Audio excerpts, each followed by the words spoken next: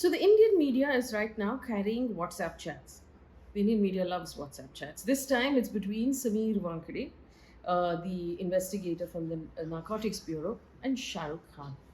Let me tell you why I believe that the Indian media's carrying of these WhatsApp chats and making them public is a complete violation of privacy. So here is what happened. Now you'll remember the case that Sameer Wankhade is in trouble for. On the 3rd of October 2021, he arrested 8 people from the Cordelia cruise ship, one of whom was Aryan Khan.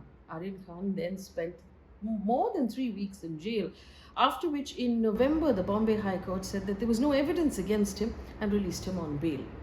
Then in May the following year, the NCB themselves dropped all charges against him and said that there was no evidence and the investigation itself was shoddy. Now, what has happened after that, in an investigation that has followed, the CBI has filed an FIR against Sameer Wankhade and accused him of demanding a bribe of 25 crore rupees from Shahrukh Khan to release his son Aryan Khan, who is in custody at that time.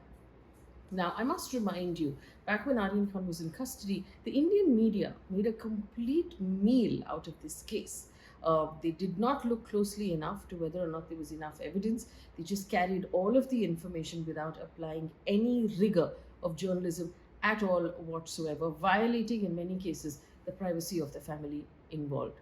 Now, what's happened now is that Sameer Wankhade has approached the Bombay High Court against the FIR that's been filed against him by the CBI. And part of his appeal, as evidence that he has presented, are alleged WhatsApp chats between him and Shahrukh Khan, which happened during the period when Aryan Khan was in custody.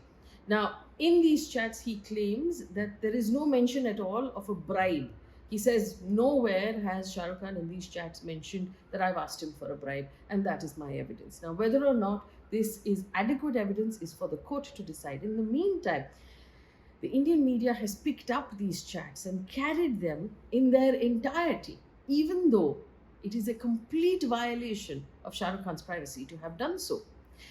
Remember, in India, as of 2017, in Puttaswamy versus Union of India in the Supreme Court, the right to privacy is a fundamental right, which means each and every one of us have a fundamental right to keep our conversations private.